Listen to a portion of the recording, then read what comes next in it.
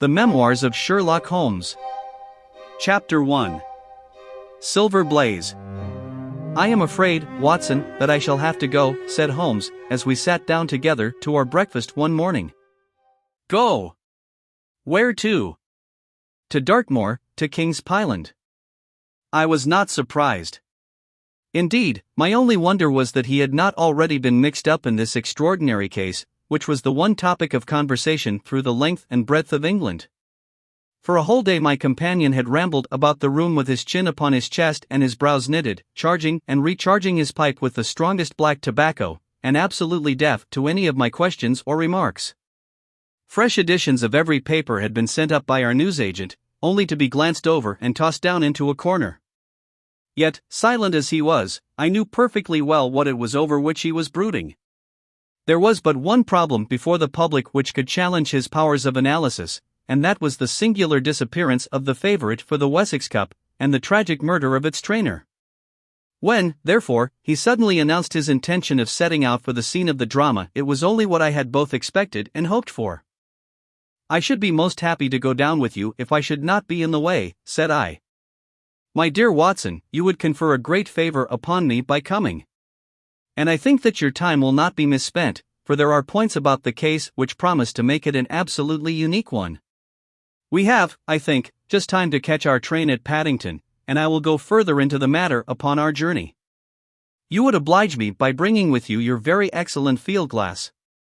And so it happened that an hour or so later I found myself in the corner of a first-class carriage flying along en route for Exeter, while Sherlock Holmes, with his sharp, eager face framed in his ear-flap travelling cap, dipped rapidly into the bundle of fresh papers which he had procured at Paddington. We had left reading far behind us before he thrust the last one of them under the seat, and offered me his cigar case. "We are going well," said he, looking out the window and glancing at his watch. "Our rate at present is 53.5 miles an hour." "I have not observed the quarter-mile posts," said I. "Nor have I.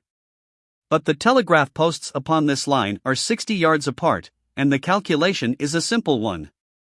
I presume that you have looked into this matter of the murder of John Straker and the disappearance of Silver Blaze? I have seen what the Telegraph and the Chronicle have to say. It is one of those cases where the art of the reasoner should be used rather for the sifting of details than for the acquiring of fresh evidence. The tragedy has been so uncommon, so complete, and of such personal importance to so many people, that we are suffering from a plethora of surmise, conjecture, and hypothesis. The difficulty is to detach the framework of fact, of absolute undeniable fact, from the embellishments of theorists and reporters. Then, having established ourselves upon this sound basis, it is our duty to see what inferences may be drawn and what are the special points upon which the whole mystery turns. On Tuesday evening I received telegrams from both Colonel Ross, the owner of the horse, and from Inspector Gregory, who is looking after the case, inviting my cooperation. "Tuesday evening!" I exclaimed. "And this is Thursday morning. Why didn't you go down yesterday?" "Because I made a blunder, my dear Watson, which is, I am afraid, a more common occurrence than anyone would think who only knew me through your memoirs. The fact is that I could not believe it possible that the most remarkable horse in England could long remain concealed, especially in so sparsely inhabited a place as the north of Dartmoor. From hour to hour yesterday I expected to hear that he had been found, and that his abductor was the murderer of John Straker. When, however, another morning had come, and I found that beyond the arrest of young Fitzroy Simpson nothing had been done, I felt that it was time for me to take action. Yet in some ways I feel that yesterday has not been wasted." "You have formed a theory, then?" "At least I have got a grip of the essential facts of the case. I shall enumerate them to you, for nothing clears up a case so much as stating it to another person, and I can hardly expect your cooperation if I do not show you the position from which we start." I lay back against the cushions, puffing at my cigar, while Holmes, leaning forward, with his long, thin forefinger checking off the points upon the palm of his left hand, gave me a sketch of the events which had led to our journey. "Silver Blaze," said he, "is from the Isonomy stock, and holds as brilliant a record as his famous ancestor. He is now in his 5th year, and has brought in turn each of the prizes of the turf to Colonel Ross, his fortunate owner. Up to the time of the catastrophe he was the first favourite for the Wessex Cup, the betting being 3-1 on him. He has always, however, been a prime favorite with the racing public, and has never yet disappointed them, so that even at those odds enormous sums of money have been laid upon him. It is obvious, therefore, that there were many people who had the strongest interest in preventing Silver Blaze from being there at the fall of the flag next Tuesday. The fact was, of course, appreciated at King's Pyland, where the Colonel's training stable is situated. Every precaution was taken to guard the favorite. The trainer, John Straker, is a retired jockey who rode in Colonel Ross's colors before he became too heavy for the weighing chair. He has served the Colonel for 5 years as jockey and for 7 as trainer, and has always shown himself to be a zealous and honest servant. Under him were 3 lads, for the establishment was a small one, containing only 4 horses in all. One of these lads sat up each night in the stable, while the others slept in the loft. All 3 bore excellent characters. John Straker, who was a married man, lived in a small villa about 200 yards from the stables. He has no children, keeps 1 maid-servant, and is comfortably off. The country round is very lonely, but about half a mile to the north there is a small cluster of villas which have been built by a Tavistock contractor for the use of invalids and others who may wish to enjoy the pure Dartmoor air. Tavistock itself lies 2 miles to the west, while across the moor, also about 2 miles distant, is the larger training establishment of Mapleton, which belongs to Lord Backwater, and is managed by Silas Brown. In every other direction the moor is a complete wilderness, inhabited only by a few roaming gypsies. Such was the general situation last Monday night when the catastrophe occurred. On that evening the horses had been exercised and watered as usual, and the stables were locked up at 9 o'clock. 2 of the lads walked up to the trainer's house, where they had supper in the kitchen, while the third, Ned Hunter, remained on guard. At a few minutes after 9 the maid, Edith Baxter, carried down to the stables his supper, which consisted of a dish of curried mutton. She took no liquid, as there was a water tap in the stables, and it was the rule that the lad on duty should drink nothing else. The maid carried a lantern with her, as it was very dark and the path ran across the open moor. Edith Baxter was within 30 yards of the stables, when a man appeared out of the darkness and called to her to stop. As he stepped into the circle of yellow light thrown by the lantern she saw that he was a person of gentlemanly bearing, dressed in a grey suit of tweeds, with a cloth cap. He wore gaiters, and carried a heavy stick with a knob to it. She was most impressed, however, by the extreme pallor of his face and by the nervousness of his manner. His age, she thought, would be rather over 30 than under it. "Can you tell me where I am?" he asked. "I had almost made up my mind to sleep on the moor, when I saw the light of your lantern." "You are close to the King's Pyland training stables," said she. "Oh, indeed. What a stroke of luck," he cried. "I understand that a stable boy sleeps there alone every night. Perhaps that is his supper which you are carrying to him. Now I am sure that you would not be too proud to earn the price of a new dress, would you?" He took a piece of white paper folded up out of his waistcoat pocket. "See that the boy has this tonight, and you shall have the prettiest frock that money can buy." She was frightened by the earnestness of his manner, and ran past him to the window through which she was accustomed to hand the meals. It was already opened, and Hunter was seated at the small table inside. She had begun to tell him of what had happened, when the stranger came up again. "Good evening," said he, looking through the window. "I wanted to have a word with you." The girl has sworn that as he spoke she noticed the corner of the little paper packet protruding from his closed hand. "What business have you here?" asked the lad. "It's business that may put something into your pocket," said the other. "You've 2 horses in for the Wessex Cup, Silver Blaze and Bayard. Let me have the straight tip and you won't be a loser. Is it a fact that at the weights Bayard could give the other 100 yards in 5 furlongs, and that the stable have put their money on him?" "So, you're one of those damned touts," cried the lad. "I'll show you how we serve them in King's Pyland."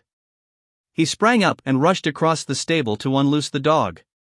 The girl fled away to the house, but as she ran she looked back and saw that the stranger was leaning through the window.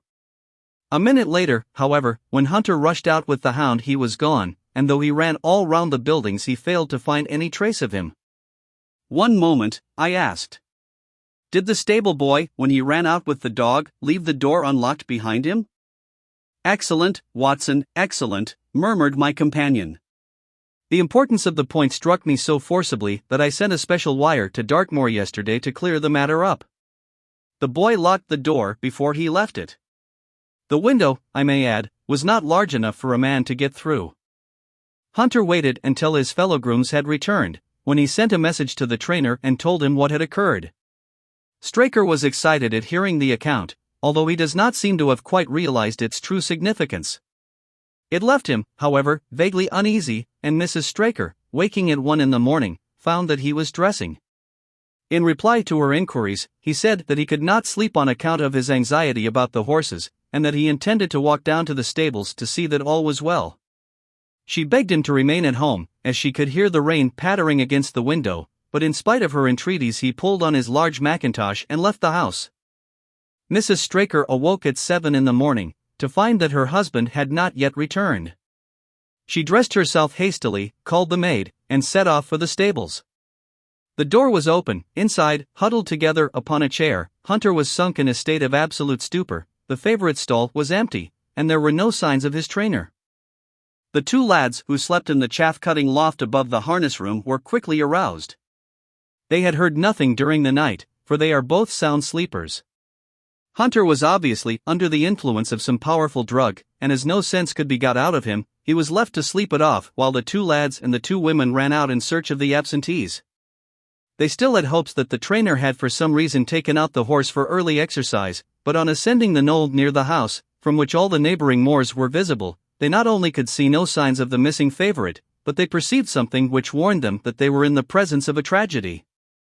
About a quarter of a mile from the stables, John Straker's overcoat was flapping from a furze bush. Immediately beyond there was a bowl-shaped depression in the moor, and at the bottom of this was found the dead body of the unfortunate trainer. His head had been shattered by a savage blow from some heavy weapon, and he was wounded on the thigh, where there was a long, clean cut, inflicted evidently by some very sharp instrument. It was clear, however, that Straker had defended himself vigorously against his assailants, for in his right hand he held a small knife, which was clotted with blood up to the handle, while in his left he clasped a red and black silk cravat, which was recognized by the maid as having been worn on the preceding evening by the stranger who had visited the stables. Hunter, on recovering from his stupor, was also quite positive as to the ownership of the cravat. He was equally certain that the same stranger had, while standing at the window, drugged his curried mutton, and so deprived the stables of their watchman. As to the missing horse, there were abundant proofs in the mud which lay at the bottom of the fatal hollow that he had been there at the time of the struggle. But from that morning he has disappeared, and although a large reward has been offered, and all the gypsies of Dartmoor are on the alert, no news has come of him. Finally, an analysis has shown that the remains of his supper left by the stable lad contain an appreciable quantity of powdered opium, while the people at the house partook of the same dish on the same night without any ill effect. Those are the main facts of the case, stripped of all surmise, and stated as baldly as possible. I shall now recapitulate what the police have done in the matter. Inspector Gregory, to whom the case has been committed, is an extremely competent officer.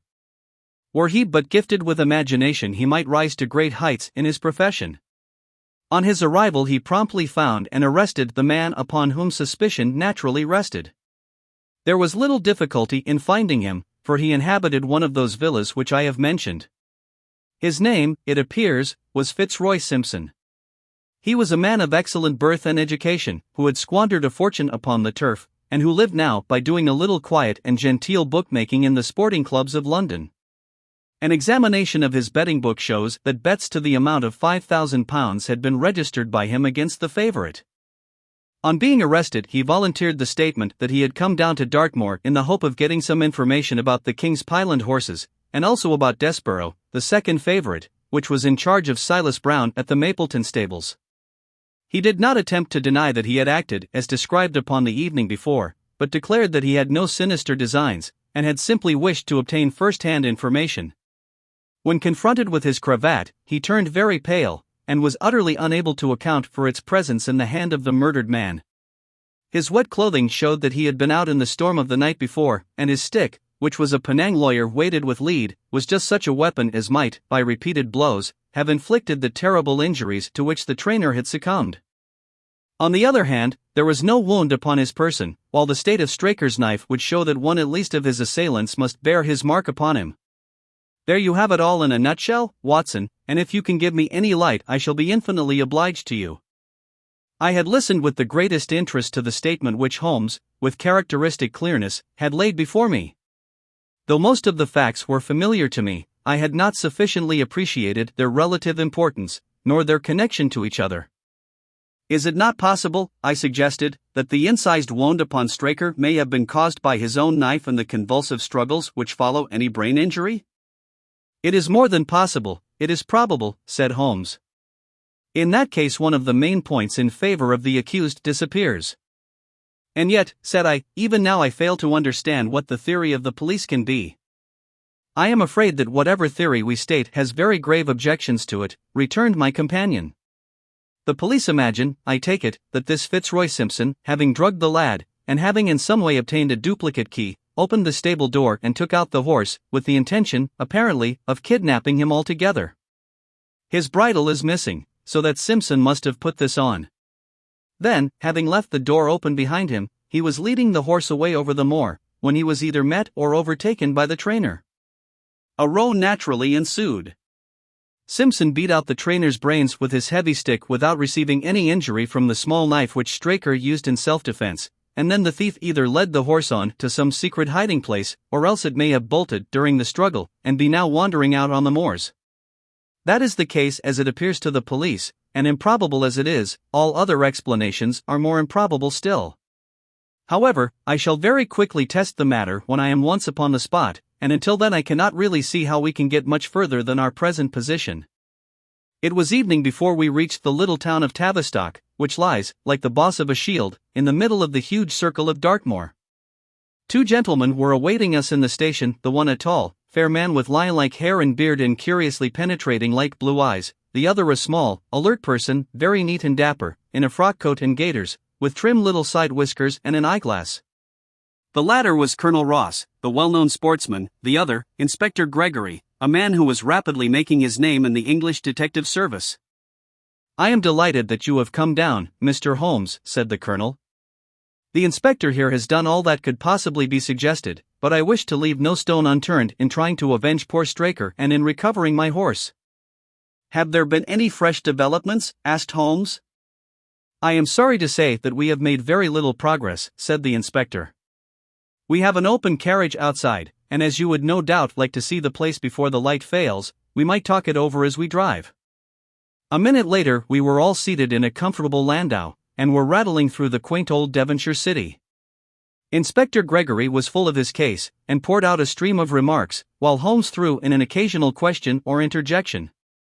Colonel Ross leaned back with his arms folded and his hat tilted over his eyes, while I listened with interest to the dialogue of the two detectives.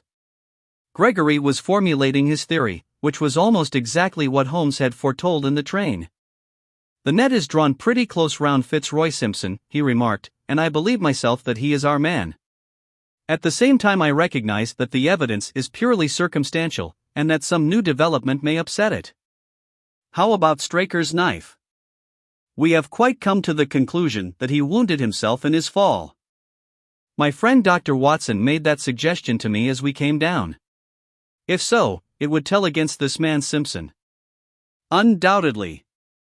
He has neither a knife nor any sign of a wound. The evidence against him is certainly very strong. He had a great interest in the disappearance of the favorite. He lies under suspicion of having poisoned the stable boy. He was undoubtedly out in the storm, he was armed with a heavy stick, and his cravat was found in the dead man's hand. I really think we have enough to go before a jury. Holmes shook his head. A clever counsel would tear it all to rags, said he. Why should he take the horse out of the stable? If he wished to injure it, why could he not do it there? Has a duplicate key been found in his possession? What chemist sold him the powdered opium? Above all, where could he, a stranger to the district, hide a horse, and such a horse as this? What is his own explanation as to the paper which he wished the maid to give to the stable boy? He says that it was a £10 note. One was found in his purse. But your other difficulties are not so formidable as they seem. He is not a stranger to the district. He has twice lodged at Tavistock in the summer. The opium was probably brought from London. the key, having served its purpose, would be hurled away. The horse may be at the bottom of one of the pits or old mines upon the moor. What does he say about the cravat? He acknowledges that it is his, and declares that he had lost it. But a new element has been introduced into the case which may account for his leading the horse from the stable. Holmes pricked up his ears. We have found traces which show that a party of gypsies encamped on Monday night within a mile of the spot where the murder took place. On Tuesday they were gone. Now, presuming that there was some understanding between Simpson and these gypsies, might he not have been leading the horse to them when he was overtaken, and may they not have him now? It is certainly possible. The moor is being scoured for these gypsies. I have also examined every stable and outhouse in Tavistock, and for a radius of 10 miles. There is another training stable quite close, I understand? Yes, and that is a factor which we must certainly not neglect. As Desborough, their horse, was second in the betting, they had an interest in the disappearance of the favorite. Silas Brown, the trainer, is known to have had large bets upon the event, and he was no friend to poor Straker. We have, however, examined the stables, and there is nothing to connect him with the affair. And nothing to connect this man Simpson with the interests of the Mapleton stables? Nothing at all. Holmes leaned back in the carriage, and the conversation ceased. A few minutes later our driver pulled up at a neat little red brick villa with overhanging eaves which stood by the road. Some distance off, across a paddock, lay a long grey-tiled outbuilding. In every other direction the low curves of the moor, bronze-coloured from the fading ferns, stretched away to the skyline, broken only by the steeples of Tavistock, and by a cluster of houses away to the westward which marked the Mapleton stables. We all sprang out with the exception of Holmes, who continued to lean back with his eyes fixed upon the sky in front of him, entirely absorbed in his own thoughts. It was only when I touched his arm that he roused himself with a violent start and stepped out of the carriage. "Excuse me," said he, turning to Colonel Ross, who had looked at him in some surprise. I was daydreaming. There was a gleam in his eyes and a suppressed excitement in his manner which convinced me, used as I was to his ways, that his hand was upon a clue, though I could not imagine where he had found it. "Perhaps you would prefer at once to go on to the scene of the crime, Mr. Holmes," said Gregory. "I think that I should prefer to stay here a little and go into one or two questions of detail. Straker was brought back here, I presume?" "Yes, he lies upstairs. The inquest is tomorrow." "He has been in your service some years, Colonel Ross?" "I have always found him an excellent servant." "I presume that you made an inventory of what he had in his pockets at the time of his death, Inspector?" "I have the things themselves in the sitting room, if you would care to see them." "I should be very glad." We all filed into the front room and sat round the central table while the inspector unlocked a square tin box and laid a small heap of things before us. There was a box of Vestas, 2 inches of tallow candle, an ADP briarroot pipe, a pouch of sealskin with half an ounce of long-cut Cavendish, a silver watch with a gold chain, 5 sovereigns in gold, an aluminium pencil case, a few papers, and an ivory-handled knife with a very delicate, inflexible blade marked Weiss & Company, London. "This is a very singular knife," said Holmes, lifting it up and examining it minutely. "I presume, as I see bloodstains upon it, that it is the one which was found in the dead man's grasp. Watson, this knife is surely in your line?" "It is what we call a cataract knife," said I. "I thought so. A very delicate blade devised for very delicate work. A strange thing for a man to carry with him upon a rough expedition, especially as it would not shut in his pocket." "The tip was guarded by a disc of cork which we found beside his body," said the inspector. "His wife tells us that the knife had lain upon the dressing table, and that he had picked it up as he left the room. It was a poor weapon, but perhaps the best that he could lay his hands on at the moment." "Very possible. How about these papers?" "3 of them are receipted hay dealers' accounts. One of them is a letter of instructions from Colonel Ross. This other is a milliner's account for £37.15 made out by Madame Legerier, of Bond Street, to William Derbyshire. Mrs. Straker tells us that Derbyshire was a friend of her husband's and that occasionally his letters were addressed here." "Madame Derbyshire had somewhat expensive tastes," remarked Holmes, glancing down the account. 22 guineas is rather heavy for a single costume. However, there appears to be nothing more to learn, and we may now go down to the scene of the crime. As we emerged from the sitting room, a woman, who had been waiting in the passage, took a step forward and laid her hand upon the inspector's sleeve. Her face was haggard and thin and eager, stamped with the print of a recent horror. "Have you got them? Have you found them?" she panted. "No, Mrs. Straker. But Mr. Holmes here has come from London to help us, and we shall do all that is possible." "Surely I met you in Plymouth at a garden party some little time ago, Mrs. Straker," said Holmes. "No, sir, you are mistaken." "Dear me. Why, I could have sworn to it. You wore a costume of dove-colored silk with ostrich feather trimming." "I never had such a dress, sir," answered the lady. "Ah, that quite settles it," said Holmes. And with an apology he followed the inspector outside. A short walk across the moor took us to the hollow in which the body had been found. At the brink of it was the furze bush upon which the coat had been hung. "There was no wind that night, I understand," said Holmes. "None, but very heavy rain." "In that case the overcoat was not blown against the furze bush, but placed there." "Yes, it was laid across the bush." "You fill me with interest. I perceive that the ground has been trampled up a good deal." "No doubt many feet have been here since Monday night.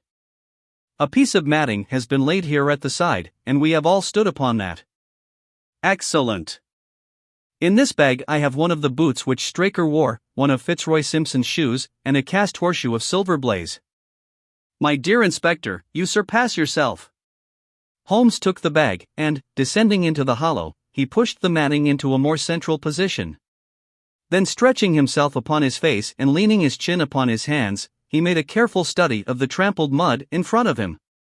"Hullo," said he, suddenly. "What's this?" It was a wax vesta half burned, which was so coated with mud that it looked at first like a little chip of wood. "I cannot think how I came to overlook it," said the inspector, with an expression of annoyance.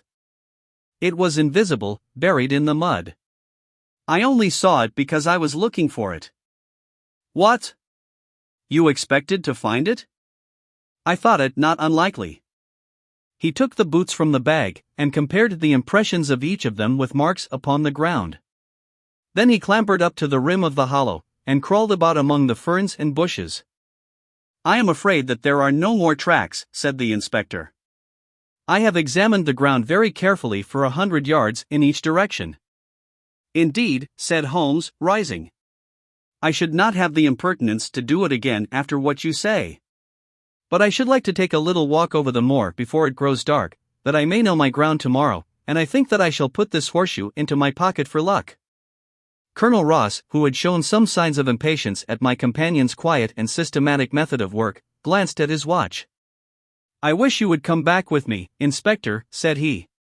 "There are several points on which I should like your advice, and especially as to whether we do not owe it to the public to remove our horse's name from the entries for the cup." "Certainly not," cried Holmes, with decision.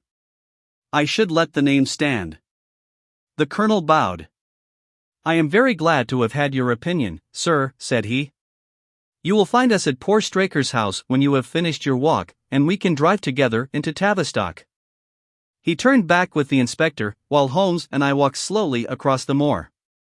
The sun was beginning to sink behind the stables of Mapleton, and the long, sloping plain in front of us was tinged with gold, deepening into rich, ruddy browns where the faded ferns and brambles caught the evening light. But the glories of the landscape were all wasted upon my companion, who was sunk in the deepest thought. "It's this way, Watson," said he at last. "We may leave the question of who killed John Straker for the instant, and confine ourselves to finding out what has become of the horse. Now, supposing that he broke away during or after the tragedy, where could he have gone to? The horse is a very gregarious creature. If left to himself, his instincts would have been either to return to King's Pyland or go over to Mapleton. Why should he run wild upon the moor? He would surely have been seen by now. And why should gypsies kidnap him? These people always clear out when they hear of trouble, for they do not wish to be pestered by the police. They could not hope to sell such a horse. They would run a great risk and gain nothing by taking him. Surely that is clear. Where is he, then? I have already said that he must have gone to King's Pyland or to Mapleton. He is not at King's Pyland. Therefore, he is at Mapleton. Let us take that as a working hypothesis and see what it leads us to. This part of the moor, as the inspector remarked, is very hard and dry. But it falls away towards Mapleton, and you can see from here that there is a long hollow over yonder, which must have been very wet on Monday night.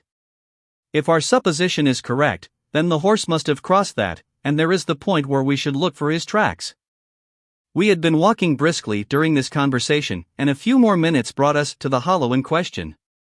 At Holmes' request, I walked down the bank to the right, and he to the left, but I had not taken 50 paces before I heard him give a shout, and saw him waving his hand to me. The track of a horse was plainly outlined in the soft earth in front of him, and the shoe which he took from his pocket exactly fitted the impression. "See the value of imagination," said Holmes. "It is the one quality which Gregory lacks. We imagined what might have happened, acted upon the supposition, and find ourselves justified. Let us proceed."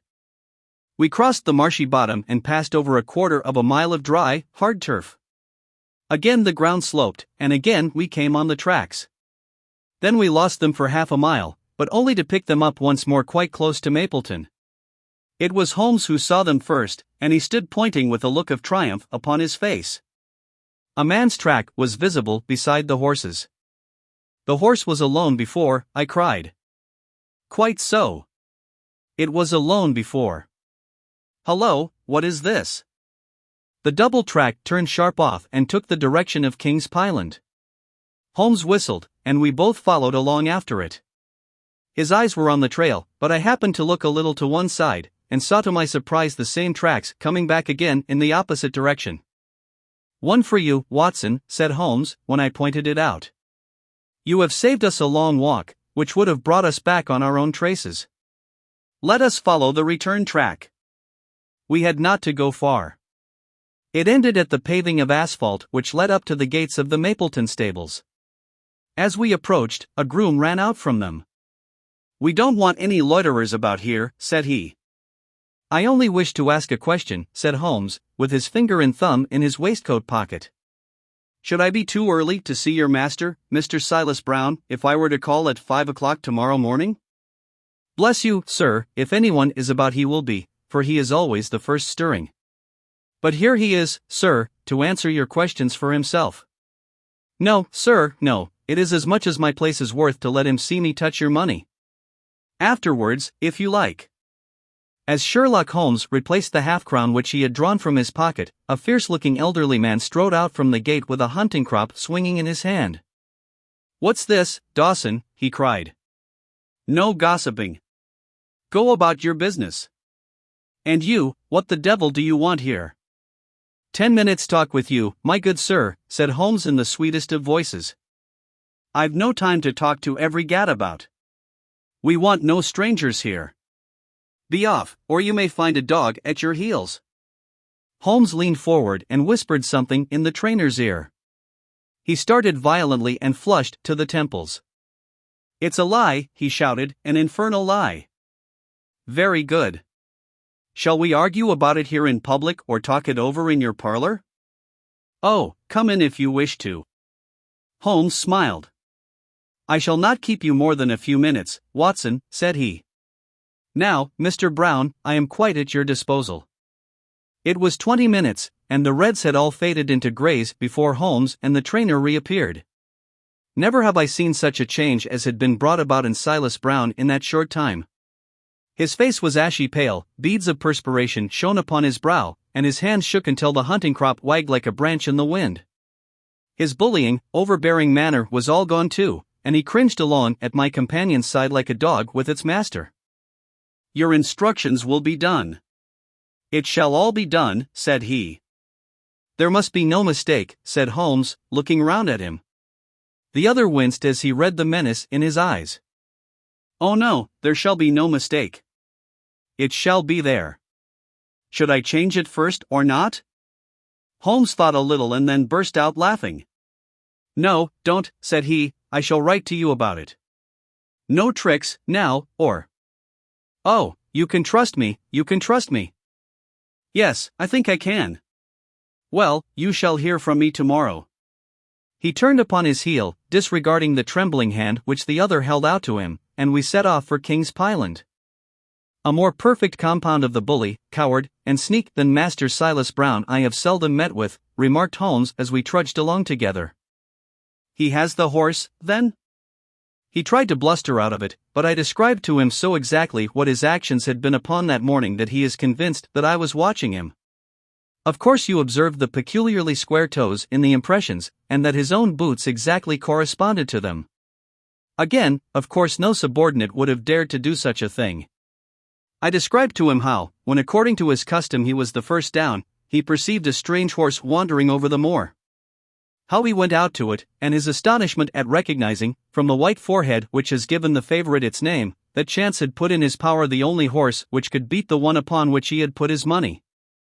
Then I described how his first impulse had been to lead him back to King's Pyland, and how the devil had shown him how he could hide the horse until the race was over, and how he had led it back and concealed it at Mapleton. When I told him every detail he gave it up and thought only of saving his own skin. But his stables had been searched? Oh, an old horsefaker like him has many a dodge.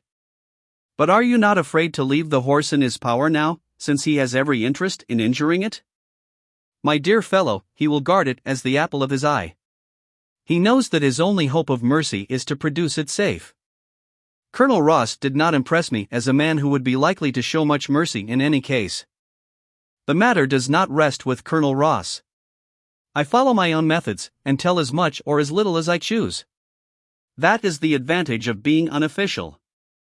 I don't know whether you observed it, Watson, but the Colonel's manner has been just a trifle cavalier to me. I am inclined now to have a little amusement at his expense. Say nothing to him about the horse. Certainly not without your permission. And of course this is all quite a minor point compared to the question of who killed John Straker. And you will devote yourself to that? On the contrary, we both go back to London by the night train. I was thunderstruck by my friend's words. We had only been a few hours in Devonshire, and that he should give up an investigation which he had begun so brilliantly was quite incomprehensible to me. Not a word more could I draw from him until we were back at the trainer's house. The Colonel and the inspector were awaiting us in the parlor. My friend and I returned to town by the night express, said Holmes. We have had a charming little breath of your beautiful Dartmoor air. The inspector opened his eyes, and the Colonel's lip curled in a sneer. So you despair of arresting the murderer of poor Straker, said he. Holmes shrugged his shoulders. There are certainly grave difficulties in the way, said he. I have every hope, however, that your horse will start upon Tuesday, and I beg that you will have your jockey in readiness. Might I ask for a photograph of Mr. John Straker? The inspector took one from an envelope and handed it to him. My dear Gregory, you anticipate all my wants. If I might ask you to wait here for an instant, I have a question which I should like to put to the maid. I must say that I am rather disappointed in our London consultant, said Colonel Ross, bluntly, as my friend left the room. I do not see that we are any further than when he came. At least you have his assurance that your horse will run, said I. Yes, I have his assurance, said the Colonel, with a shrug of his shoulders. I should prefer to have the horse. I was about to make some reply in defense of my friend when he entered the room again. Now, gentlemen, said he, I am quite ready for Tavistock. As we stepped into the carriage, one of the stable lads held the door open for us. A sudden idea seemed to occur to Holmes, for he leaned forward and touched the lad upon the sleeve. You have a few sheep in the paddock, he said. Who attends to them? I do, sir. Have you noticed anything amiss with them of late? Well, sir, not of much account, but 3 of them have gone lame, sir. I could see that Holmes was extremely pleased, for he chuckled and rubbed his hands together. A long shot, Watson, a very long shot, said he, pinching my arm. Gregory, let me recommend to your attention this singular epidemic among the sheep. Drive on, coachman. Colonel Ross still wore an expression which showed the poor opinion which he had formed of my companion's ability, but I saw by the inspector's face that his attention had been keenly aroused. You consider that to be important? He asked. Exceedingly so. Is there any point to which you would wish to draw my attention?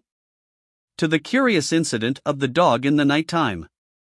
The dog did nothing in the night time. That was the curious incident, remarked Sherlock Holmes. 4 days later Holmes and I were again in the train, bound for Winchester to see the race for the Wessex Cup. Colonel Ross met us by appointment outside the station, and we drove in his drag to the course beyond the town. His face was grave, and his manner was cold in the extreme. "I have seen nothing of my horse," said he. "I supposed that you would know him when you saw him?" asked Holmes. The colonel was very angry. "I have been on the turf for 20 years, and never was asked such a question as that before," said he. "A child would know Silver Blaze, with his white forehead and his mottled-off foreleg." "How is the betting?" "Well, that is the curious part of it. You could have got 15 to 1 yesterday, but the price has become shorter and shorter, until you can hardly get 3 to 1 now." Said Holmes. "Somebody knows something, that is clear." As the drag drew up in the enclosure near the grandstand, I glanced at the card to see the entries. It ran: Wessex Plate. 50 sovs each HFT with 1,000 sovs added for 4 and 5-year-olds. Second, £300. Third, £200. New course, 1 mile and 5 furlongs.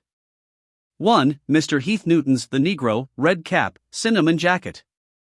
2. Colonel Wardlaw's pugilist, pink cap, blue and black jacket. 3. Lord Backwater's Desborough, yellow cap and sleeves. 4. Colonel Ross's Silver Blaze, black cap, red jacket. 5. Duke of Balmoral's Iris, yellow and black stripes. 6. Lord Singleford's Raspier, purple cap, black sleeves. "We scratched our other one, and put all hopes on your word," said the colonel. "Why, what is that? Silver Blaze favorite?" 5 to 4 against Silver Blaze, roared the ring. 5 to 4 against Silver Blaze.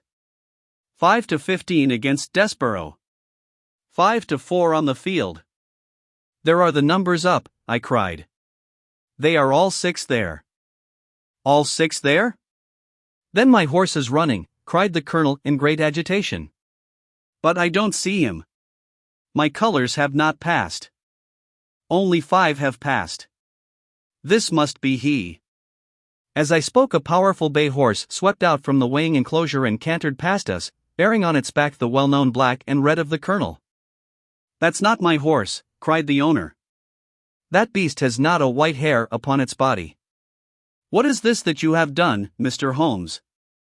Well, let us see how he gets on," said my friend, imperturbably. For a few minutes he gazed through my field-glass. "Capital! An excellent start," he cried suddenly. "There they are, coming round the curve." From our drag we had a superb view as they came up the straight. The 6 horses were so close together that a carpet could have covered them, but halfway up the yellow of the Mapleton stable showed to the front. Before they reached us, however, Desborough's bolt was shot, and the colonel's horse, coming away with a rush, passed the post a good 6 lengths before its rival, the Duke of Balmoral's Iris, making a bad third. "It's my race, anyhow," gasped the colonel, passing his hand over his eyes. "I confess that I can make neither head nor tail of it. Don't you think that you have kept up your mystery long enough, Mr. Holmes?" "Certainly, Colonel, you shall know everything. Let us all go round and have a look at the horse together. Here he is," he continued, as we made our way into the weighing enclosure, where only owners and their friends find admittance. "You have only to wash his face and his leg in spirits of wine, and you will find that he is the same old Silver Blaze as ever. You take my breath away. I found him in the hands of a faker, and took the liberty of running him just as he was sent over. My dear sir, you have done wonders. The horse looks very fit and well. It never went better in its life. I owe you 1,000 apologies for having doubted your ability. You have done me a great service by recovering my horse. You would do me a greater still if you could lay your hands on the murderer of John Straker." "I have done so," said Holmes quietly. The colonel and I stared at him in amazement. "You have got him. Where is he, then?" "He is here." "Here? Where?" "In my company at the present moment." The colonel flushed angrily. "I quite recognize that I am under obligations to you, Mr. Holmes," said he, "but I must regard what you have just said as either a very bad joke or an insult." Sherlock Holmes laughed. "I assure you that I have not associated you with the crime, Colonel," said he. "The real murderer is standing immediately behind you." He stepped past and laid his hand upon the glossy neck of the thoroughbred. "The horse," cried both the colonel and myself. "Yes, the horse. And it may lessen his guilt if I say that it was done in self-defense, and that John Straker was a man who was entirely unworthy of your confidence. But there goes the bell, and as I stand to win a little on this next race, I shall defer a lengthy explanation until a more fitting time. We had the corner of a Pullman car to ourselves that evening as we whirled back to London, and I fancy that the journey was a short one to Colonel Ross as well as to myself, as we listened to our companion's narrative of the events which had occurred at the Dartmoor training stables upon the Monday night, and the means by which he had unravelled them. "I confess," said he, "that any theories which I had formed from the newspaper reports were entirely erroneous. And yet there were indications there, had they not been overlaid by other details which concealed their true import. I went to Devonshire with the conviction that Fitzroy Simpson was the true culprit, although, of course, I saw that the evidence against him was by no means complete. It was while I was in the carriage, just as we reached the trainer's house, that the immense significance of the curried mutton occurred to me. You may remember that I was distrait, and remained sitting after you had all alighted. I was marveling in my own mind how I could possibly have overlooked so obvious a clue. I confess," said the colonel, "that even now I cannot see how it helps us. It was the first link in my chain of reasoning. Powdered opium is by no means tasteless. The flavor is not disagreeable, but it is perceptible. Were it mixed with any ordinary dish, the eater would undoubtedly detect it, and would probably eat no more. A curry was exactly the medium which would disguise this taste. By no possible supposition could this stranger, Fitzroy Simpson, have caused curry to be served in the trainer's family that night, and it is surely too monstrous a coincidence to suppose that he happened to come along with powdered opium upon the very night when a dish happened to be served which would disguise the flavor. That is unthinkable. Therefore Simpson becomes eliminated from the case, and our attention centers upon Straker and his wife, the only two people who could have chosen curried mutton for supper that night. The opium was added after the dish was set aside for the stable boy, for the others had the same for supper with no ill effects. Which of them, then, had access to that dish without the maid seeing them? Before deciding that question I had grasped the significance of the silence of the dog, for one true inference invariably suggests others. The Simpson incident had shown me that a dog was kept in the stables, and yet, though someone had been in and had fetched out a horse, he had not barked enough to arouse the two lads in the loft. Obviously, the midnight visitor was someone whom the dog knew well. I was already convinced, or almost convinced, that John Straker went down to the stables in the dead of the night and took out Silver Blaze. For what purpose? For a dishonest one, obviously, or why should he drug his own stable boy? And yet I was at a loss to know why. There have been cases before now where trainers have made sure of great sums of money by laying against their own horses, through agents, and then preventing them from winning by fraud. Sometimes it is a pulling jockey. Sometimes it is some surer and subtler means. What was it here? I hoped that the contents of his pockets might help me to form a conclusion. And they did so. You cannot have forgotten the singular knife which was found in the dead man's hand, a knife which certainly no sane man would choose for a weapon. It was, as Dr. Watson told us, a form of knife which is used for the most delicate operations known in surgery. And it was to be used for a delicate operation that night. You must know, with your wide experience of turf matters, Colonel Ross, that it is possible to make a slight nick upon the tendons of a horse's ham, and to do it subcutaneously, so as to leave absolutely no trace. A horse so treated would develop a slight lameness, which would be put down to a strain in exercise or a touch of rheumatism, but never to foul play. Villain! Scoundrel! Cried the colonel. We have here the explanation of why John Straker wished to take the horse out onto the moor. So spirited a creature would have certainly roused the soundest of sleepers when it felt the prick of the knife. It was absolutely necessary to do it in the open air. I have been blind, cried the colonel. Of course that was why he needed the candle, and struck the match. Undoubtedly. But in examining his belongings, I was fortunate enough to discover not only the method of the crime, but even its motives. As a man of the world, Colonel, you know that men do not carry other people's bills about in their pockets. We have most of us quite enough to do to settle our own. I at once concluded that Straker was leading a double life, and keeping a second establishment. The nature of the bill showed that there was a lady in the case, and one who had expensive tastes. Liberal as you are with your servants, one can hardly expect that they can buy 20-guinea walking dresses for their ladies. I questioned Mrs. Straker as to the dress without her knowing it, and having satisfied myself that it had never reached her, I made a note of the milliner's address, and felt that by calling there with Straker's photograph I could easily dispose of the mythical Derbyshire. From that time on all was plain. Straker had led out the horse to a hollow where his light would be invisible. Simpson in his flight had dropped his cravat, and Straker had picked it up with some idea, perhaps, that he might use it in securing the horse's leg. Once in the hollow, he had got behind the horse and had struck a light, but the creature, frightened at the sudden glare, and with the strange instinct of animals feeling that some mischief was intended, had lashed out, and the steel shoe had struck Straker full on the forehead.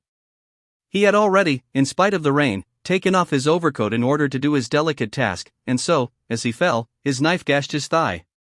Do I make it clear? Wonderful, cried the Colonel. Wonderful. You might have been there. My final shot was, I confess, a very long one. It struck me that so astute a man as Straker would not undertake this delicate tendon nicking without a little practice. What could he practice on? My eyes fell upon the sheep, and I asked a question which, rather to my surprise, showed that my surmise was correct. When I returned to London, I called upon the milliner, who had recognized Straker as an excellent customer of the name of Derbyshire, who had a very dashing wife, with a strong partiality for expensive dresses. I have no doubt that this woman had plunged him over head and ears in debt, and so led him into this miserable plot.